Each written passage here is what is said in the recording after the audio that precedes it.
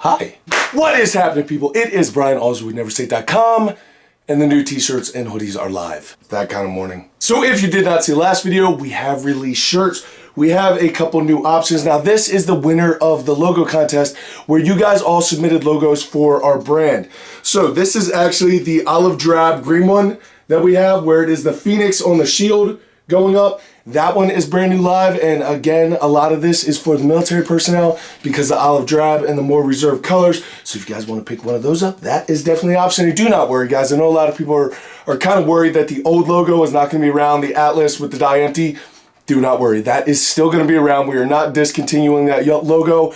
We are just running this particular logo for this particular run for the fall season because Chris came out with an awesome logo and we just want to help support him, and just, it's awesome. I'm going to be wearing it all the time. And then a second option is this just single print NEVERsate Athletic shirt, which is going to be a decent amount cheaper because I know a lot of people talked about the price of t-shirts. And here's the deal with the price of our t-shirts, guys. There's a big difference between if you go to Walmart and you buy a t-shirt because they're a big corporate conglomerate who can spend a ton of money on stock.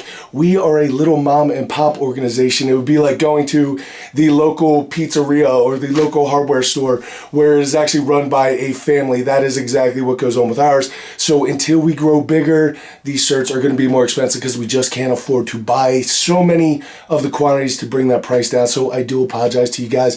We just want to give you guys an option for wearing the shirts if you wanted to, or be part of the movement if you wanted to. If you do not want to buy shirts because it's too expensive, I completely understand, guys. I understand your sport, and I thank you so much for every single one of it. And our last option are these hoodies because it is getting colder outside. It is a zip-up hoodie that is very, very warm. I'm actually sweating right now in my house, but it has the shield, and then it has NEVERsate Athletics on the back, so you guys can get a basic idea of what that is. But all of those are currently live, and what I want to move on now in the video is talking about what my plans are for post-surgery, because surgery is always fun. But I do know that I'm not alone in this, and there are so many of you who have tweeted rotator cuffs, and a lot of you have reached out to me and told me about how the doc told you it was going to be a 6-month recovery before you could really get back, a year before you're really getting after it, back to your old self. And a lot of you have reached out and told me that that actually took a lot less time for you, so that is massively encouraging to me. So thank you guys so much for reaching out. But as far as my personal training, I will tell you that I'm going to become very, very, very good friends with both the SSB and the Spider Bar, because since I won't be able to get under a traditional barbell, those things are going to be my friends, and I'm going to be squatting a lot. Like every day, I'm going to have to be squatting something. But since my squat just passed my deadlift, which makes me feel kind of bad about myself, but since that happened, I'm going to have to do something to keep that deadlift up. And Spud Inc. actually makes this monster strap that looks like it's probably about 7 foot long. It's a thick, essentially towing strap that you can hook onto each end of the barbell, and then you wrap it up over top of your shoulders, almost like you're a big bow and arrow, except you would be the arrow. Yeah, that's probably the closest description that I can come up with. Again, it's one of those mornings. But this actual idea I stole from Mike Tertiary. I don't know how to say his name, but he is an awesome coach, and I do like his stuff a lot. I should probably know how to say his name. Anyway, I saw him doing this a while back to help his deadlift, so I'm thinking if it worked for him, and he can out squat and deadlift me by a good bit, so if it worked for him, then it'll probably work for me. So that is my plan for the deadlift. As far as upper body stuff, I'm not really going to be doing any upper body stuff for a little bit of time, but I will tell you I'm going to stay within both the doctor and physical therapist protocols. Now, luckily, I have friends who are both doctors and physical therapists who are helping me through all this, and they know my mentality, and they know who I am and how I act.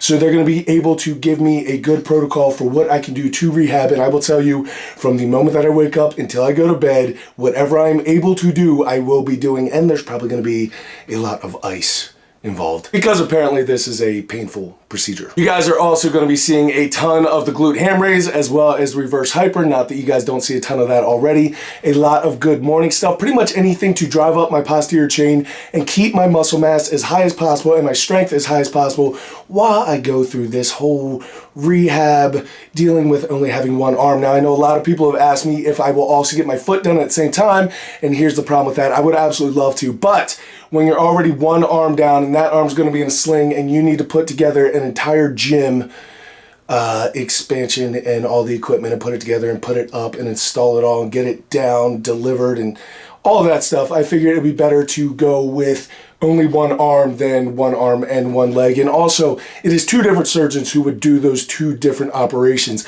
And surgeons aren't very big on playing nicely with each other in my experience. So basically what's going to happen is I'm going to get the shoulder done, and then I have some other health issues that I need to get kind of worked out during that downtime. And then if I'm not feeling too bad and I'm recovering quickly, then I'll probably just get the foot cut so I can get it all done at one time. But time will tell on that. But right now I think it's best if I'm going down one arm to not go down one arm in a sling plus crutches plus coaching and building a gym and all of my online stuff and everything else as well. So I just think for my business right now, the best move is definitely to just get the shoulder done, and then we'll deal with the foot as that comes, because it's not interfering with my everyday life as much as the shoulder is. And my final goal for this particular stage in my training career, being down one wing, is I'm going to actually clean up my diet a good bit, up my conditioning as much as I possibly can. I'm not sure what I'm going to be able to do with or without this. I will tell you there will be sled drags done every single day. Sled drags are a great way to keep up your strength even when you can't do normal lifting stuff, so I'm going to be doing a lot of that. And I'm going to try to drop a decent amount of body fat. I'm not sure where my body weight will end up. I might do an entire series on that, just talking about how to lose weight. I remember George Lehman, even though he went crazy, he's still a really good deadlifter. But I remember a couple years ago where he was known as a big, strong, fat power lifter, and then he got injured. And when he did, he absolutely cleaned up his diet and got completely shredded. And everyone was astounded by how much muscle mass that dude actually had. And I think that would be very, very true for most strength athletes. Those guys with those big power guts that you see, if they actually drop that body fat, you would be amazed at the physiques that they built through strength training. I know a lot of people are thinking bodybuilding is one thing and strength training is another, but they're really not, guys. It's all about lifting heavy things. We're all building the same basic muscle mass and strength. Granted, you may not be as balanced or you may not be as whatever, but you can still build a very, very, very impressive physique off of just strength training alone. So hopefully you guys get an idea of what that is going to be like, but I am not upset about surgery, guys. I will be honest, I'm a little bit nervous of it because I have a history of having violent reactions when I come out of anesthesia, so that should be interesting for those doctors. Good luck with that. But I do thank you guys for all of your concerns and all your well wishes. Guys, if I do not get back to you over the next couple days because you reached out and you said, how did surgery go, or how did this go, or how did that go, I'm probably not going to be in the best state of mind to be answering emails. So I do really, really appreciate it, guys, and I'm not being rude. It's a lot going on right now. So guys, I do thanks so much. I will not see you again before I get cut. Next time you see me, I will be in a sling and probably a little bit loopy. We will see how that goes. But until I do catch up with you, go out, do something amazing in your lives. Keep working hard, people. Do the work that I cannot do. Be nice to each other. And I'll see you then. Go buy a t-shirt, guys. If you do want to pick them up, link is down in the description below.